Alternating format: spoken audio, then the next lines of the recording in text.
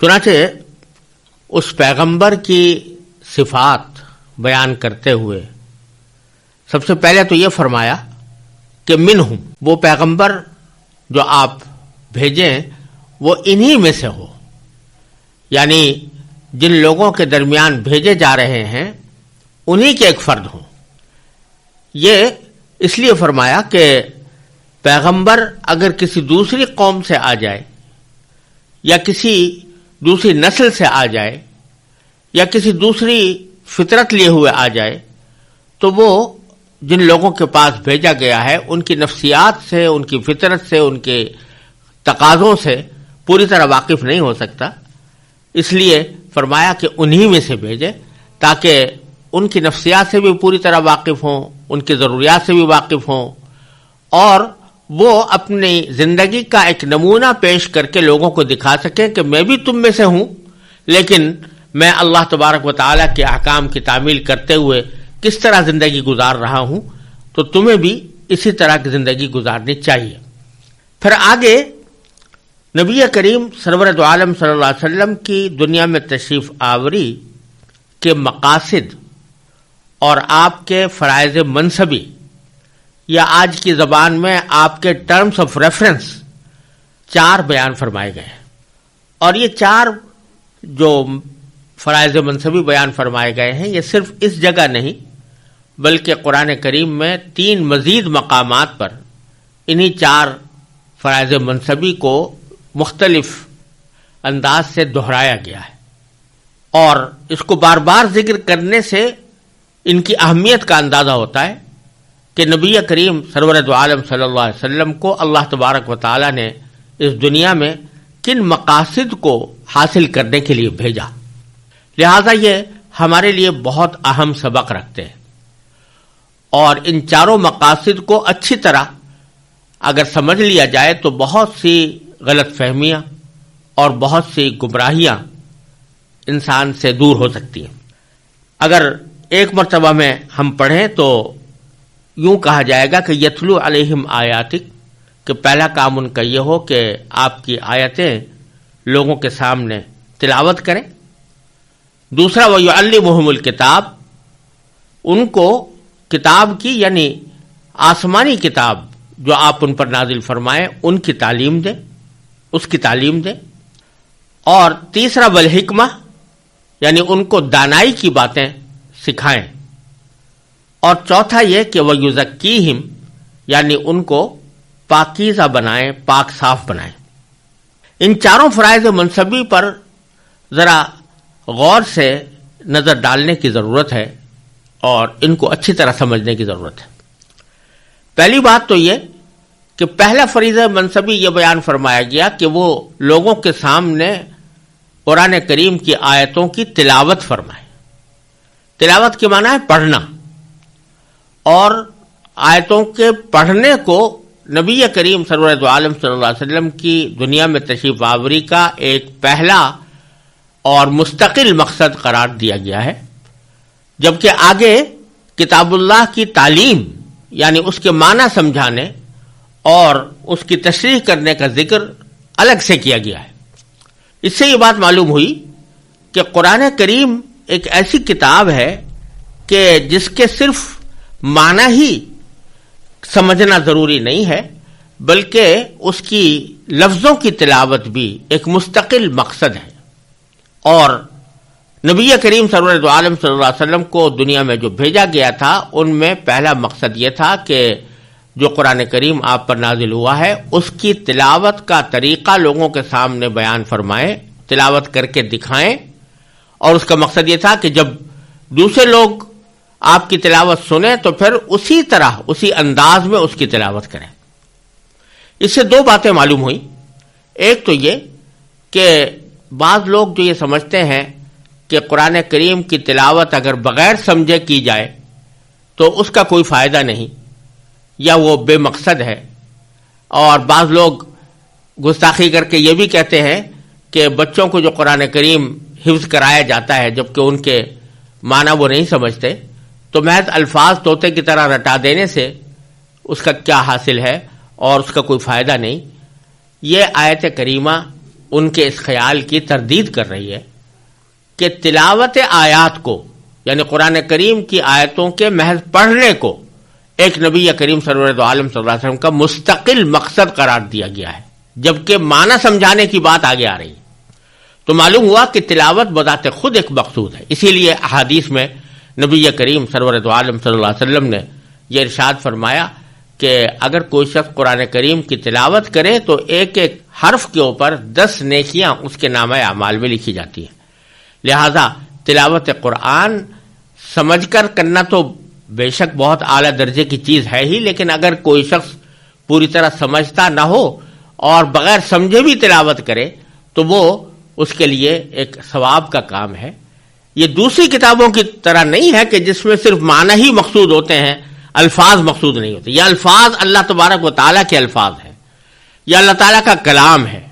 اور کلام اللہ تعالیٰ کی صفت ہے۔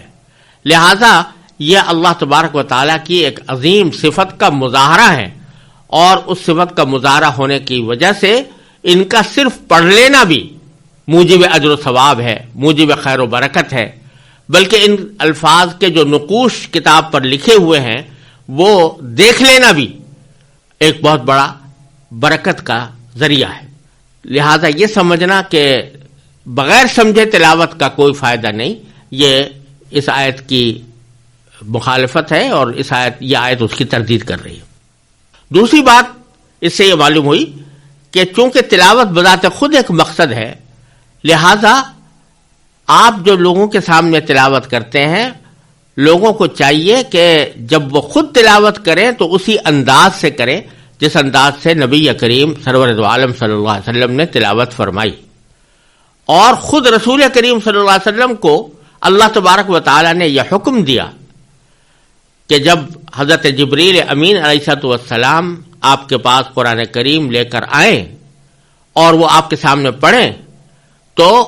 آپ بھی اسی طرح پڑھیے جس طرح جبریل امین علیہ السلام نے آپ کے سامنے پڑھا تھا۔ چنانچہ سورہ قیامہ میں اللہ تبارک و تعالی نے نبی کریم سرور دو عالم صلی اللہ علیہ وسلم کو خطاب کرتے ہوئے ارشاد فرمایا کہ فَإِذَا قَرَأْنَاهُ فَاتَّبِعْ قُرْآنَهُ، یعنی جب ہم تلاوت کریں، اور ہم تلاوت کرنے سے مراد یہ ہے کہ جب ہماری طرف سے جبریل امین علیہ السلام آ کر آپ کے سامنے قرآن پڑھیں تو فَاتَّبِعْ قُرْآنَهُ، تو پھر ان کے پڑھنے کی طریقے کی اتباع کیجئے، یعنی جس طرح وہ پڑھ رہے ہیں اس طرح آپ بھی پڑھیے۔ ثُمَّ إِنَّ عَلَيْنَا بَيَانَهُ، پھر ہماری ذمہ داری ہے کہ ہم اس کے معنی بھی آپ کو سمجھائیں گے، اس کے معارف سے بھی آپ کو باخبر کریں گے۔ لیکن جہاں تک تلاوت کا تعلق ہے تو جس طرح جبریل امین آپ کے سامنے تلاوت کر رہے ہیں تو آپ بھی اسی طرح تلاوت کریں۔ تو نبی کریم صلی اللہ علیہ وسلم اس طرح تلاوت فرماتے تھے جس طرح جبریل امین علیہ السلام نے آپ کے سامنے تلاوت کی، اور پھر امت کو بھی حکم یہ ہے کہ جب وہ قرآن کریم کی تلاوت کرے تو اسی طرح کرے جس طرح نبی کریم سرور دو عالم صلی اللہ علیہ وسلم نے تلاوت فرمائی۔ اور اس امت محمدیہ علی صاحب الصلاۃ والسلام کی ایک بہت بڑی محبت اور عشق کا ایک تقاضا ہے اور اس کا مظاہرہ ہے کہ اس امت نے نبی کریم صلی اللہ علیہ وسلم کی تلاوت کے طریقے کو نہ صرف محفوظ رکھا بلکہ اس کو ایک مستقل علم کی بنیاد بنا دیا۔ وہ علم تجوید کہلاتا ہے۔ تجوید کے معنی ہے قرآن کریم کو اچھی طرح پڑھنا، یعنی اس طرح پڑھنا جس طرح نبی کریم سرور دو عالم صلی اللہ علیہ وسلم نے پڑھا۔ یہ علم تجوید ایسا علم ہے کہ جس کی کوئی نظیر کسی دنیا کی زبان، کسی مذہب و ملت میں موجود نہیں، اور وہ اسی لیے ایجاد کیا گیا، اسی لیے اس کو وضع کیا گیا کہ قرآن کریم کی تلاوت اس طرح کی جائے جس طرح نبی کریم صلی اللہ علیہ وسلم نے فرمائی، اور اس میں یہ بات واضح طریقے پر بتا دی گئی کہ کون سا حرف کس جگہ سے نکلے گا اور کس طرح اس کو ادا کیا جائے گا۔ غالباً دنیا کی کسی بھی زبان میں ایسا کوئی علم موجود نہیں ہے کہ جس میں یہ تفصیل بتائی گئی ہو کہ اس زبان کا فلاں حرف منہ کے کس حصے سے نکلے گا، اور کس حصے سے نکالا جائے تو وہ درست ہوگا اور کون سے حصے سے نکالا جائے تو غلط ہوگا۔ ایسا کوئی علم کم از کم میرے علم میں نہیں ہے کہ دنیا کی کسی اور زبان میں ہو. لیکن چونکہ امت محمدیہ علیہ صاحب الصلاۃ والسلام کو تلاوت کا حکم دیا گیا تھا اور تلاوت میں نبی کریم صلی اللہ علیہ وسلم کی طریقے کی اتباع کا حکم دیا گیا تھا، اس واسطے اس امت نے قرآن کریم میں جتنے حروف استعمال ہوئے ہیں ان میں سے ہر حرف کے ادائیگی کا مکمل طریقہ باقاعدہ فن کی صورت میں محفوظ کر دیا.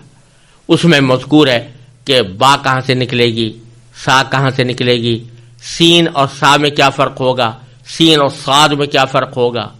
زال اور زا میں کیا فرق ہوگا، اور ضا اور ضاد میں کیا فرق ہوگا، کس کس طریقے سے ان کو نکالا جائے گا، کس طرح ان کو ادا کیا جائے گا. یہ ساری تفصیلات علم تجوید کے اندر موجود ہیں، اور وہ علم تجوید در حقیقت صحابہ کرام رضی اللہ تعالی عنہم نے نبی کریم صلی اللہ علیہ وسلم سے سیکھا، اور صحابہ کرام سے تابعین نے، تابعین سے تبع تابعین نے، اور اسی طرح وہ سینہ بسینہ ہم تک چلا آیا ہے، جس کے نتیجے میں اس کی عملی مشق بھی تجوید کے اندر کرائی جاتی ہے. اور یہ ہر مسلمان کے ذمے ایک لازمی فریضہ ہے کہ وہ اس علم کو بقدر ضرورت حاصل کرے، یعنی وہ جانے کہ میں قرآن کریم کے الفاظ کو کس طرح پڑھوں. کیونکہ قرآن کریم کی تلاوت تو بذات خود ثواب کا کام ہے ہی، لیکن نماز تو فریضہ ہے، اور ہر نماز کے اندر کچھ نہ کچھ قرآن کریم کی تلاوت ہر انسان کو کرنی ہوتی ہے. سورہ فاتحہ مثلا بغیر سورہ فاتحہ کے پہلی 2 رکعتوں میں اگر سورہ فاتحہ نہ پڑھی جائے تو نماز ہی نہیں ہوتی. تو اسی طرح سورہ فاتحہ کے بعد بھی کچھ نہ کچھ کوئی سورت تلاوت کی جاتی ہے. تو قرآن کریم کی تلاوت نماز کا ایک حصہ ہے، اور اگر وہ تلاوت صحیح نہ ہو اور اس میں بعض اوقات اگر ایسی غلطی ہو جائے کہ جس سے معنی ہی بدل جائے تو نماز ہی خراب ہو جاتی ہے، نماز فاسد ہو جاتی ہے. لہذا ہر مسلمان کے ذمہ ضروری ہے کہ وہ قرآن کریم کی پڑھنے کی طریقے کو یعنی تجوید کو بقدر ضرورت حاصل کرے. اور یہ کوئی اتنا بڑا مسئلہ بھی نہیں ہے، اس لیے کہ قرآن کریم میں جتنے حروف استعمال ہوئے ہیں ان کی تعداد کل 29 حروف ہیں، اور 29 حروف ہیں. صرف ان میں سے ہر حرف کو ادا کرنے کا طریقہ آدمی سیکھ لے اور اس کی مشق کر لے تو پھر تجوید کا علم بقدر ضرورت اس کو حاصل ہو گیا. اگر بالفرض کوئی شخص ہر روز ایک حرف کو ادا کرنے کی صحیح مشق کر لے تو 29 دن کے اندر پورے قرآن کریم کے حروف کا احاطہ ہو جاتا ہے، اور پھر اس کو درست کرنے کے نتیجے میں اس کی تلاوت بھی درست ہو جاتی ہے. لہذا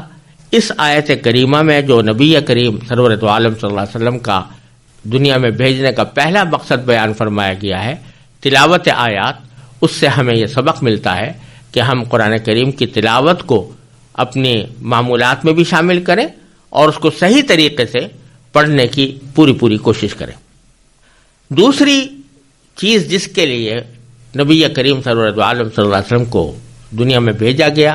اور آپ کی تشریف آوری کا دوسرا مقصد جو قرآن کریم نے بیان فرمایا وہ ہے یعلمہم الکتاب، وہ یہ کہ آپ ان لوگوں کو جن کے سامنے یہ قرآن نازل ہوا ہے یعنی صحابہ کرام، ان کو کتاب کی تعلیم دیں. یعنی وہ کتاب جو قرآن کی شکل میں نازل ہو رہی ہے اس کی تعلیم دیں، اس کو پڑھائیں، اس کو سکھائیں، اس کے معنی سمجھائیں. یہاں یہ بات قابل غور ہے اور ہر انسان کو اس کو سوچنا چاہیے کہ یہ قرآن عربی زبان میں نازل ہوا، اور جن صحابہ کرام کے بارے میں کہا جا رہا ہے کہ آپ ان کو یہ قرآن پڑھائیں اور سکھائیں، اس کے معنی سمجھائیں، وہ سب قرآن کریم کی زبان یعنی عربی زبان سے پوری طرح باخبر تھے. وہ عربی زبان کے ادب سے پوری طرح آشنا تھے، وہ بڑے فصیح و بلیغ لوگ تھے، اور ان کو قرآن کریم کے الفاظ کا ترجمہ معلوم کرنے کی ضرورت نہیں تھی. ان میں سے ہر ایک شخص جانتا تھا قرآن کریم میں جو لفظ استعمال ہوئے ہیں ان میں سے ہر لفظ کے معنی اس کو معلوم تھے. تو محض یہ معلوم کرنے کی ان کو بالکل بھی ضرورت نہیں تھی کہ فلاں لفظ کے کیا معنی ہے. مثلا اگر فرض کیجئے قرآن کریم کے اندر یہ فرمایا گیا ہے کہ لذالک الکتاب لا ریب فیہ، تو ان کو یہ معلوم کرنے کی کوئی ضرورت نہیں تھی کہ ذالکہ کے کیا معنی ہوتے ہیں اور ریب کے کیا معنی ہوتے ہیں، وہ سب اچھی طرح جانتے تھے۔ تو پھر اس کے باوجود فرمایا گیا کہ ان کو پڑھائیں، قرآن پڑھائیں، ان کو سکھائیں کہ معنی سمجھائیں۔ اس سے معلوم ہوا کہ قرآن کریم کو سمجھنے کے لیے صرف الفاظ کا ترجمہ معلوم ہو جانا کافی نہیں ہے، بلکہ ترجمے سے آگے بڑھ کر بھی کوئی چیز ہے جو نبی کریم سرور دو عالم صلی اللہ علیہ وسلم نے صحابہ کرام کو سکھائی۔ وہ یہ کہ اللہ تبارک و تعالیٰ کا کلام ہے، اس کا ترجمہ بے شک معلوم ہو گیا، لیکن اس آیت کے اندر کیا کیا احکام پوشیدہ ہیں، اس سے کیا کیا مسائل نکل رہے ہیں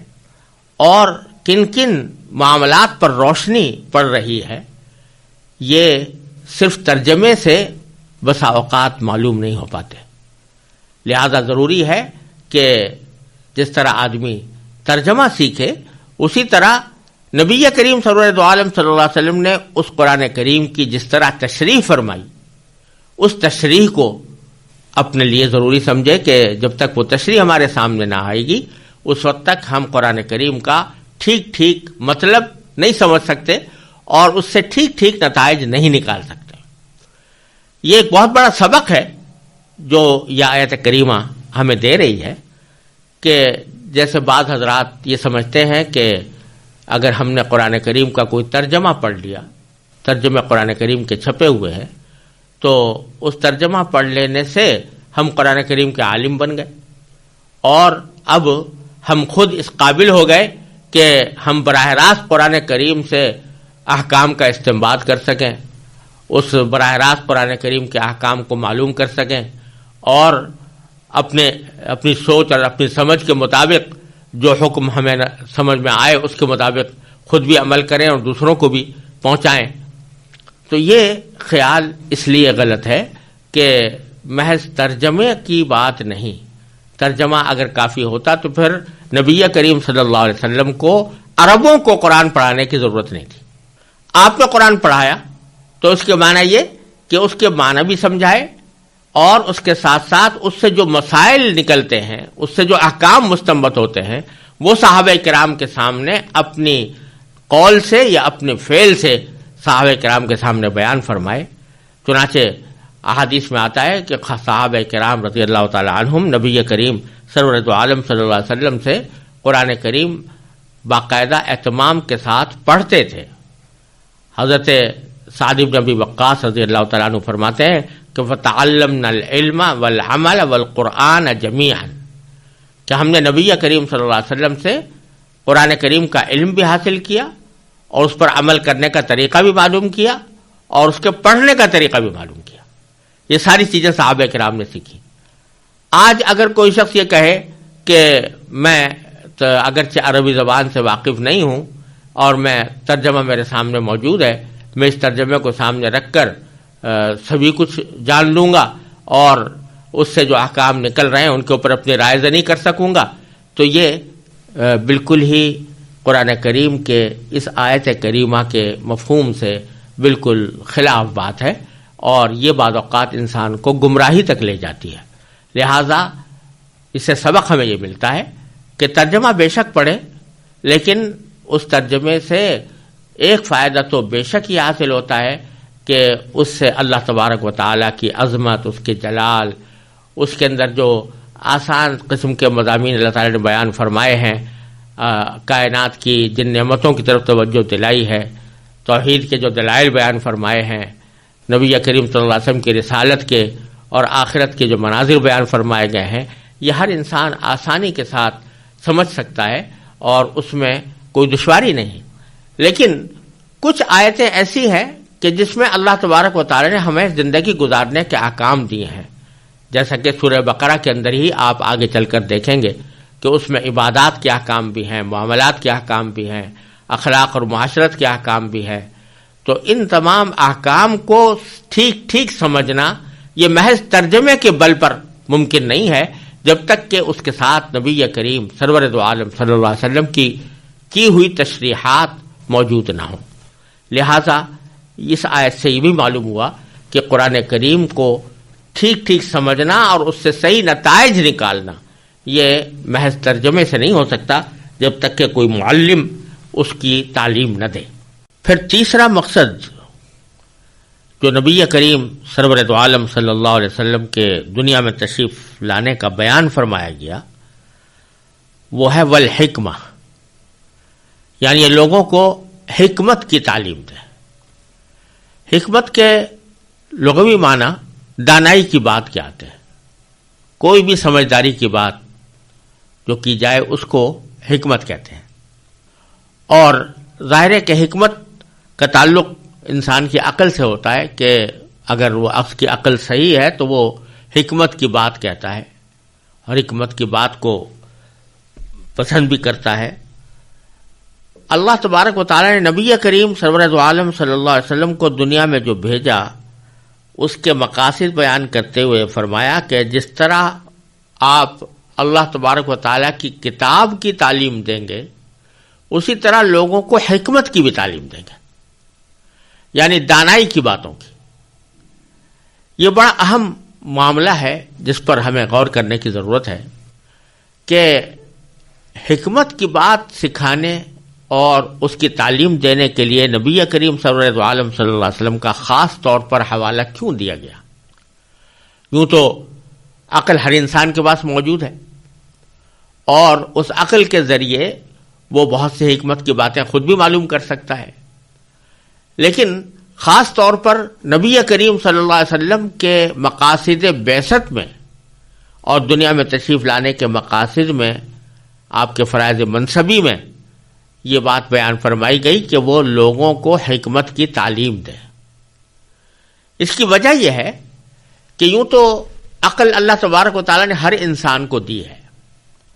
اور ہر انسان اس عقل سے اپنی زندگی میں فائدہ اٹھاتا ہے، لیکن جیسا کہ میں نے اس تفسیر کی بالکل ابتدا میں مقدمے کے اندر یہ بات عرض کی تھی کہ انسان کی جو عقل ہے وہ بڑی کارآمد چیز ہے، اس سے بڑے فوائد حاصل ہوتے ہیں، لیکن اس کی افادیت لامحدود نہیں ہے۔ ایک حد ایسی آتی ہے کہ جہاں پر عقل پوری طرح کام نہیں دیتی۔ ایک بات تو یہ ہے۔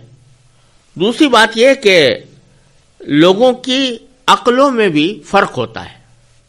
یعنی عقل کے ذریعے اگر کوئی آدمی ایک نظریہ قائم کرے تو ضروری نہیں کہ دوسرا کوئی شخص اگر اپنی عقل سے سوچ رہا ہے تو وہ بھی اسی نظریے تک پہنچے۔ چنانچہ آپ دیکھیں گے کہ عقل کی بنیاد پر جو نظریات دنیا میں وجود میں آئے ہیں، جتنے فلسفے اٹھے ہیں، وہ سارے کے سارے عقل ہی کی بنیاد پر مبنی تھے، لیکن ان کے درمیان بڑا زبردست اختلاف پایا جاتا ہے۔ ایک شخص کی عقل اس کو ایک نتیجے تک پہنچا رہی ہے اور دوسرے شخص کی عقل اس کو دوسرے نتیجے تک پہنچا رہی ہے۔ اسی وجہ سے فلسفیوں میں اختلافات ہوئے ہیں اور اسی وجہ سے نظریات مختلف وجود میں آئے ہیں۔ وہ اس لیے کہ عقل کی رہنمائی لامحدود نہیں ہے اور ہر انسان کی عقل دوسرے انسان کی عقل سے کچھ نہ کچھ مختلف ہوتی ہے۔ لہذا کوئی ایسا معیار ہونا چاہیے کہ جس کی بنیاد پر یہ فیصلہ کیا جا سکے کہ اس شخص کی عقل نے جو فیصلہ کیا ہے وہ درست ہے یا دوسرے شخص کی عقل نے جو فیصلہ کیا ہے وہ درست ہے۔ تو یہاں اللہ تبارک و تعالی نے نبی کریم سرور دو عالم صلی اللہ علیہ وسلم کی دنیا میں تشریف آوری کے مقاصد میں حکمت کی تعلیم کو بیان فرما کر یہ واضح اشارہ دے دیا کہ جب کبھی عقلوں میں اختلاف ہو، انسانوں کی عقلوں میں اختلاف ہو، ایک شخص کی عقل اس کو ایک طرف لے جا رہی ہے، دوسرے شخص کی عقل اسے دوسری طرف لے جا رہی ہے، تو فیصلہ کن معیار جو ہے وہ نبی کریم سرور دو عالم صلی اللہ علیہ وسلم کی تعلیم کا ہوگا۔ یعنی آپ نے جو کچھ تعلیم دی اور آپ نے جو کچھ ارشاد فرمایا وہ عین حکمت ہے، اور حکمت کا صحیح تقاضا وہی ہے جو سرکار دو عالم محمد مصطفیٰ صلی اللہ علیہ وسلم نے اپنے قول سے یا اپنے فعل سے لوگوں کے سامنے بیان فرمایا۔ تو اس لیے یہ جو لوگ عقل پرست اپنے آپ کو کہتے ہیں تو بے شک وہ اپنے آپ کو عقل پرست کہتے رہے، لیکن عقل پرستوں کے درمیان ہزاروں معاملات میں اختلاف ہوتا ہے، تو اس اختلاف کو فیصلہ کن طریقے پر طے کرنے کا معیار اللہ تبارک و تعالی نے نبی کریم سرور دو عالم صلی اللہ علیہ وسلم کی ذات اقدس کو بنا دیا کہ آپ جس چیز کو درست قرار دیں وہ عقل کے مطابق ہے، اور آپ جس کو غلط قرار دیں وہ عقل کے خلاف ہے۔ اس سے یہ بات معلوم ہوئی کہ اگر قرآن کریم یا نبی کریم سرور دو عالم صلی اللہ علیہ وسلم کی تعلیمات کسی شخص کی اپنی عقل میں نہ آ رہی ہوں، اس کی وجہ، اس کی حکمت، اس کا فائدہ اس کی سمجھ میں نہ آ رہا ہو، تو یہ اس وجہ سے نہیں کہ معاذ اللہ قرآن کی بات عقل کے خلاف ہے یا نبی کریم صلی اللہ علیہ وسلم کی بات عقل کے خلاف ہے، بلکہ اس لیے کہ اس کی عقل اس مقام تک نہیں پہنچ پائی جو حکمت کا مقام تھا اور جس کی تعلیم نبی کریم صلی اللہ علیہ وسلم نے عطا فرمائی۔ اب مثال کے طور پر آپ یہ دیکھیے کہ حج کے موقع پر انسان جاتا ہے تو بہت سے اعمال ایسے نظر آتے ہیں جو بالکل عقل کے خلاف ہیں بظاہر، یعنی بیت اللہ کے گرد چکر لگانا، ایک شیطان جیسا ایک ستون کھڑا کر کے اس کے اوپر کنکریاں مارنا وغیرہ، یہ سارے اعمال بظاہر عقل کے مطابق نظر نہیں آتے، لیکن جب اللہ تبارک و تعالیٰ نے وہ مقرر فرما دیے اور نبی کریم سرور دو عالم صلی اللہ علیہ وسلم نے اس کا طریقہ بتا دیا، اس کو لازمی قرار دے دیا، تو اب وہی عین عقل کا تقاضا ہے۔ اب اگر کوئی شخص اپنی عقل کی بنیاد پر یہ کہے کہ بھی میری تو اس سمجھ میں نہیں آتا کہ 30 لاکھ انسان وہ 3 دن کے اندر ایک جگہ سے دوسری جگہ منتقل ہوتے چلے جائیں، تو یہ اس کی عقل کا قصور ہوگا، یہ اس حکم کے اندر کوئی قصور نہیں۔ یا مثلا اگر نبی کریم سرور دو عالم صلی اللہ علیہ وسلم نے قرآن کریم کے ذریعے یا اپنی وحی غیر مطلوع کے ذریعے کسی چیز کو حرام قرار دے دیا اور کسی انسان کی عقل میں اس کی وجہ نہیں آ رہی کہ یہ کیوں حرام قرار دیا گیا، تو یہ در حقیقت اس وجہ سے نہیں کہ وہ حرام قرار دینا عقل کے خلاف تھا، بلکہ اس وجہ سے کہ اس کی عقل وہاں تک نہیں پہنچ پائی۔ تو اگر اس بات پر انسان غور کرے تو بہت سے مسائل جس کے اندر خاص طور سے آج کے دور میں لوگوں کو غلطی لگتی ہے، وہ اس بنا پر لگتی ہے کہ وہ ان کے ذہن میں خیال پیدا ہوتا ہے کہ یہ حکم کیوں دیا گیا۔ مثلا کوئی جب سود کی حرمت کا ذکر آتا ہے کہ سود حرام ہے، تو فوراً آج کے لوگ یہ سوال کرنا شروع کر دیتے ہیں کہ کیوں حرام ہے، یا شراب حرام ہے تو کیوں حرام ہے، خنزیر حرام ہے تو کیوں حرام ہے۔ تو وہ اس وجہ سے کہ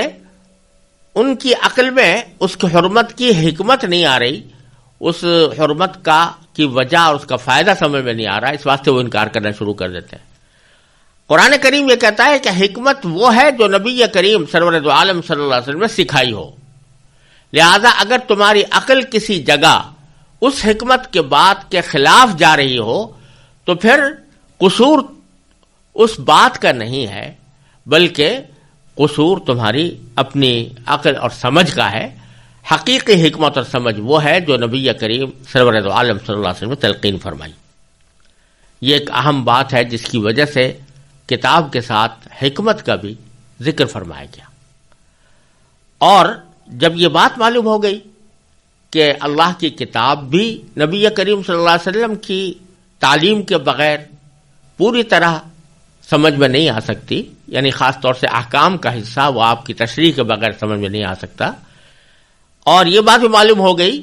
کہ حکمت وہی ہے جو نبی کریم صلی اللہ علیہ وسلم نے بیان فرمائی اور لوگوں کو سکھائی، اور بہت سی باتیں ایسی ہیں جو بعض انسانوں کی سمجھ میں نہیں آئیں گی لیکن نبی کریم صلی اللہ علیہ وسلم نے ارشاد فرمائی ہے، لہذا وہی حکمت ہوں گی۔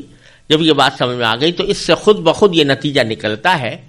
کہ دین کو سمجھنے کے لیے اور دین کے صحیح احکام اور تعلیمات تک پہنچنے کے لیے جس طرح قرآن ضروری ہے، اسی طرح نبی کریم سرور دو عالم صلی اللہ علیہ وسلم کی سنت بھی ضروری ہے۔ اور سنت کے معنی ہے حضور اقدس صلی اللہ علیہ وسلم کے اقوال، آپ کے ارشادات یا آپ کے افعال، یعنی جو کام آپ نے کیے، اور آپ کی زندگی کا پورا طرز عمل، وہ سنت کہلاتا ہے۔ تو جس طرح قرآن ضروری ہے تو قرآن ہی یہ بتا رہا ہے کہ جس طرح قرآن ضروری ہے، اس کی تلاوت ضروری ہے، اس کو سمجھنا ضروری ہے، اسی طرح نبی کریم صلی اللہ علیہ وسلم نے جو اس کی تعلیم دی، اس تعلیم اور تشریح کو سمجھنا بھی ضروری ہے، اس کو جاننا بھی ضروری ہے، اور جن حکمت کی باتوں کی تعلیم دی تو ان حکمت کی باتوں کو سمجھنا بھی ضروری ہے۔ اور یہ جب ضروری ہے تو یہ اس کے بغیر سمجھ میں نہیں آ سکتی کہ جب تک نبی کریم صلی اللہ علیہ وسلم کی احادیث اور سیرت ہمارے سامنے نہ ہو۔ تو اس وجہ سے خود قرآن کا تقاضا یہ ہے کہ نبی کریم صلی اللہ علیہ وسلم کی سیرت اور سنت، اس کو بھی دین کا لازمی حصہ اور شریعت کا ایک بنیادی ماخذ قرار دیا جائے۔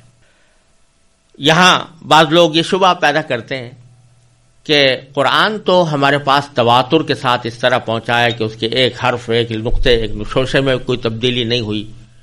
لیکن نبی کریم صلی اللہ علیہ وسلم کی سنت جو احادیث کی شکل میں ہم تک پہنچی ہے، وہ اتنے تواتر کے ساتھ نہیں آئی، اور اس کے اندر احتمال ہے کہ وہ اپنی اصل شکل میں محفوظ نہ رہی ہو،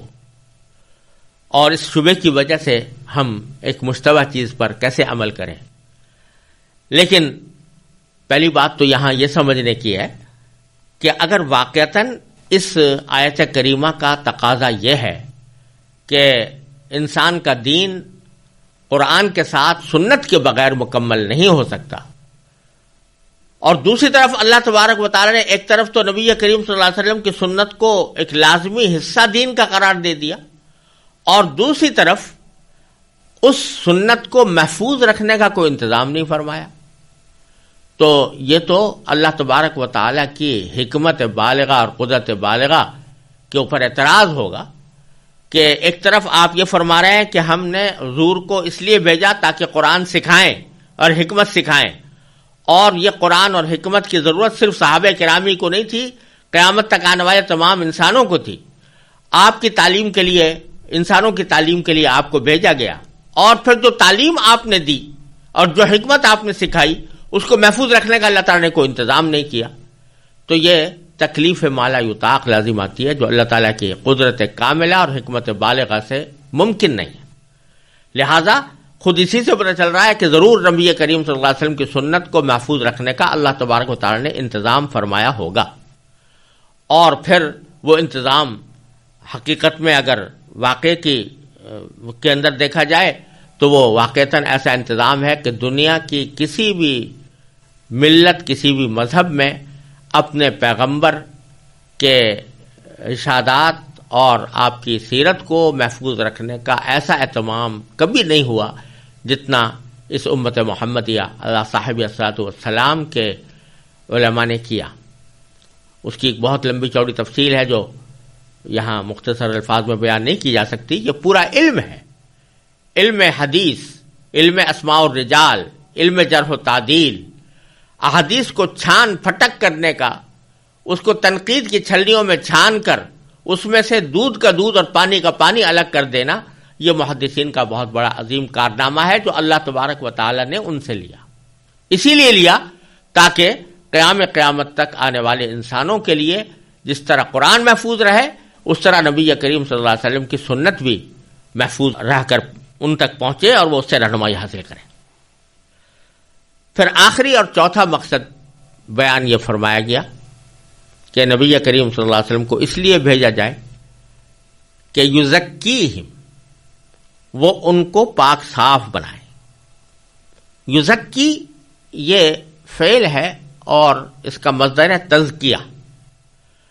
اور عربی زبان میں تزکیہ کے معنی ہوتے ہیں کسی بھی چیز کو پاک صاف کر دینا، کسی چیز پر کوئی میل لگ گیا ہے تو اس کو ہٹا دینا، کوئی چیز ناپاک ہو گئی ہے تو اس کو دھو کر پاک کر لینا، اس کو تزکیہ کہتے ہیں۔ یہاں قرآن کریم نے اس تزکیے کو نبی کریم سرور عالم صلی اللہ علیہ وسلم کی دنیا میں تشریف آوری کا آخری مقصد قرار دیا۔ یہاں دیکھنے کی بات یہ ہے کہ پہلے 3 مقاصد جو بیان کیے گئے ہیں بظاہر تو وہ انسان کی تعلیم کے لیے کافی ہونے چاہیے. یعنی حضور نے تلاوت بھی کر دی، تلاوت کا طریقہ بھی سکھا دیا، کتاب یعنی قرآن کے معانی کی تعلیم بھی دے دی، اور اس سے جو احکام نکل رہے ہیں ان کی وضاحت بھی فرما دی، اور حکمت بھی سکھا دی کہ کون سی بات حکمت کی ہے. یہ سارے کام ہو گئے تو بظاہر تعلیم تو مکمل ہو گئی. اب چوتھی چیز کی کیا ضرورت ہے؟ یہ جو فرمایا گیا کہ ان کو پاک صاف کریں، تو یہ در حقیقت ایک عظیم حقیقت کی طرف اللہ تبارک و تعالی نے رہنمائی فرمائی ہے. وہ یہ کہ یہ تزکیے سے مراد ہے عملی تربیت. ایک تو کسی چیز کا علم حاصل ہو جانا ہوتا ہے، اور ایک اس کی عملی تربیت ہوتی ہے. ایک شخص نے فرض کیجئے نظریاتی طور پر دوسرے کو علم طب پڑھا دیا کہ کس طرح کون سی بیماریاں ہوتی ہیں، ان کا علاج کیا ہوتا ہے، اس کے کیا کیا طریقے ہیں، یہ ساری تفصیل اس کو پڑھا دی. لیکن صرف پڑھ لینے سے وہ ڈاکٹر نہیں بن جائے گا، صرف پڑھ لینے سے وہ علاج کا طریقہ نہیں سیکھ لے گا. اس کے لیے ضروری ہے کہ کچھ عرصے کسی ماہر کی صحبت میں رہ کر اس کی ٹریننگ حاصل کرے، تربیت حاصل کرے. چنانچہ ساری دنیا میں رواج ہے کہ اگر کسی شخص نے میڈیکل سائنس کی تعلیم حاصل کی ہے تو صرف اس کی ڈگریاں حاصل کر لینے سے بات نہیں بنتی، جب تک کہ کچھ عرصے کسی ماہر ڈاکٹر کے ساتھ رہ کر عملی تربیت اس نے حاصل نہ کی ہو. اور یہ صرف کسی ایک علم و فن کے ساتھ خاص نہیں ہے، دنیا کے ہر کام میں یہی ہوتا ہے. یہاں تک کہ کھانا پکانے کی کتابیں لوگوں نے لکھ کر چھاپ رکھی ہیں کہ کون سا کھانا کس طرح پکایا جاتا ہے. لیکن کوئی شخص اگر صرف اس کتاب کی بل پر، اس کتاب کو دیکھ دیکھ کر کھانا پکانا چاہے تو وہ نہیں پکا سکے گا، یا پکائے گا تو خراب پکائے گا، جب تک کہ کسی ماہر پکانے والے سے اس نے عملی تربیت حاصل نہ کی ہو. تو یزکیہم کے معنی یہ ہے کہ آپ نے جب قرآن کریم اور حکمت کی تعلیم دے دی تو اس قرآن کریم کے احکام پر اور حکمت کی باتوں پر عمل کس طرح کیا جائے، اس کا طریقہ کس طرح حاصل، اس کا طریقہ کیا ہو، اس کے لیے نبی کریم صلی اللہ علیہ وسلم اس لیے بھیجے گئے تاکہ اس کی عملی تربیت دیں لوگوں کو. چنانچہ سرکار دو عالم صلی اللہ علیہ وسلم نے صرف معنی ہی نہیں سکھائے بلکہ تربیت بھی دی. اور جیسا میں نے حضرت سعد بن ابی وقاص رضی اللہ تعالیٰ عنہ کا یہ ارشاد پہلے نقل کیا تھا کہ انہوں نے فرمایا کہ ہم نے نبی کریم صلی اللہ علیہ وسلم سے علم بھی سیکھا، عمل بھی سیکھا، اور قرآن پڑھنے کا طریقہ بھی سیکھا. تو عمل بھی سیکھا کہ کیا معنی کہ عملی تربیت حاصل کی کہ کون سا کام کس طرح کیا جاتا ہے. اس میں ایک عملی تربیت تو ظاہری افعال کی ہوتی ہے، مثلا نماز، کہ نماز کس طرح پڑھی جائے. تو سرکار دو عالم صلی اللہ علیہ وسلم نے نماز پڑھ کے دکھائی اور فرمایا صلو کما رأیتمونی اصلی، اسی طرح پڑھو جیسے کہ تم نے مجھے پڑھتے ہوئے دیکھا. یہ عملی تربیت ظاہری افعال کی ہو رہی ہے. روزہ رکھا آپ نے تو عملی تربیت اس کی دے دی، حج فرمایا تو حج کی عملی تربیت دے دی. لیکن کچھ اعمال ایسے ہیں اور کچھ احکام ایسے ہیں کہ جو ظاہری اعمال سے یا ظاہری افعال سے تعلق نہیں رکھتے. مثلا قرآن کریم فرماتا ہے جگہ جگہ کہ اللہ تعالیٰ کا شکر ادا کرو، شکر کرو، صبر کرو. تکبر اللہ تعالیٰ کو پسند نہیں ہے، حسد اللہ تعالیٰ کو پسند نہیں ہے، بغض اللہ تعالیٰ کو پسند نہیں ہے. اب یہ چیزیں ایسی ہیں کہ تکبر ہو یا حسد ہو یا بغض ہو، یہ ایسی خرابیاں ہیں اور ایسے گناہ ہیں کہ ان کا تعلق ظاہری اعضاء سے نظر نہیں آتا. یہ انسان کے دل کی بیماریاں ہیں. ان دل کی بیماریوں کو جب نکالا جائے تو اس کا نام تزکیہ ہے. یعنی ایک شخص کے دل میں فرض کیجئے تکبر تھا اور نبی کریم صلی اللہ علیہ وسلم نے اپنی عملی تربیت کے ذریعے اس کے دل سے تکبر نکال پھینکا، تو گویا تکبر کا جو میل کچیل اس کے دل کے اندر جمع ہوا تھا، سرکار دو عالم صلی اللہ علیہ وسلم نے اس کو صاف کر دیا. اسی طرح ایک بیماری، ایک بہت بڑی عظیم بیماری ہوتی ہے دنیا کی محبت، کہ دنیا کو انسان آخرت کے اوپر ترجیح دینے لگے، یا شہرت کی محبت کہ میری شہرت ہو جائے، یا ریاکاری کہ میں جو کام کرے وہ نام و نمود کی خاطر کرے، تو یہ بیماریاں بھی دل کی بیماریاں ہیں، اور نبی کریم سرور دو عالم صلی اللہ علیہ وسلم نے ان بیماریوں کو عملاً دور کیا اور ان بیماریوں سے صحابہ کرام کو پاک کیا۔ چنانچہ ریاکاری کے بجائے ان کے اندر اخلاص پیدا فرمایا، تکبر کے بجائے ان کے اندر تواضع پیدا فرمائی، حسد کے مقابلے میں ان کے دلوں میں ایثار پیدا فرمایا۔ یہ ساری جو برائیاں ہیں وہ دلوں سے نکال کر ان میں اچھائیاں پیدا کرنا، اس کا نام تزکیہ ہے۔ اور اسی تزکیے کو در حقیقت نبی کریم صلی اللہ علیہ وسلم نے عملی طور پر بھی کر کے دکھایا، اور پھر صحابہ کرام کا تزکیہ کرنے کے بعد صحابہ کرام نے اپنے شاگردوں کا تزکیہ کیا، اور انہوں نے اپنے شاگردوں کا، اور یہ سلسلہ نبی کریم صلی اللہ علیہ وسلم کے وقت سے آج تک اس طرح چلا آتا ہے۔ اور اس تزکیے کے لیے محض نظریاتی طور پر علم حاصل کر لینا کافی نہیں ہوتا، بلکہ اس کے لیے ضروری ہوتا ہے کہ جس شخص کا تزکیہ ہو چکا ہو وہ اس کو اپنا مقتدا بنا کر، اس کے ساتھ رہ کر، اس کی صحبت اٹھا کر، اس کی باتیں سن کر آدمی خود اپنا تزکیہ کرے، اور اپنے دلوں سے یہ بیماریاں دور کر کے اللہ تبارک و تعالی نے جن چیزوں کو فضائل قرار دیا ہے وہ اپنے دل کے اندر پیدا کرے۔ اس یزکیہم والے فریضہ منصبی میں اسلام کا جو پورا علم اخلاق ہے وہ آ گیا۔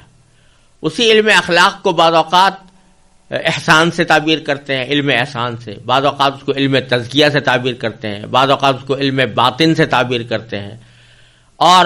بعض اوقات اس کو علم تصوف بھی کہہ دیتے ہیں۔ حاصل اس کا یہی ہے، اگرچہ بعض لوگوں نے اس کے اندر اپنی طرف سے کچھ چیزیں ایسی بڑھا دی ہیں کہ جو در حقیقت قرآن و سنت کے مقاصد میں شامل نہیں تھی، لیکن اصل مقصود چاہے وہ تصوف کہیں یا احسان کہیں یا علم اخلاق کہیں، اس کا اصل مقصود تزکیہ ہے کہ انسان اچھی صفات سے آراستہ ہو جائے، اس کے دل میں اچھی صفات پیدا ہو جائیں اور بری صفات اس کے دل سے نکل جائیں۔ تو اس آیت کریمہ کے ان چاروں مقاصد پر اگر ہم اہتمام کے ساتھ غور کریں تو دین اگر دیکھا جائے تو سارا کا سارا ان چار مقاصد کے اندر سمٹ آتا ہے،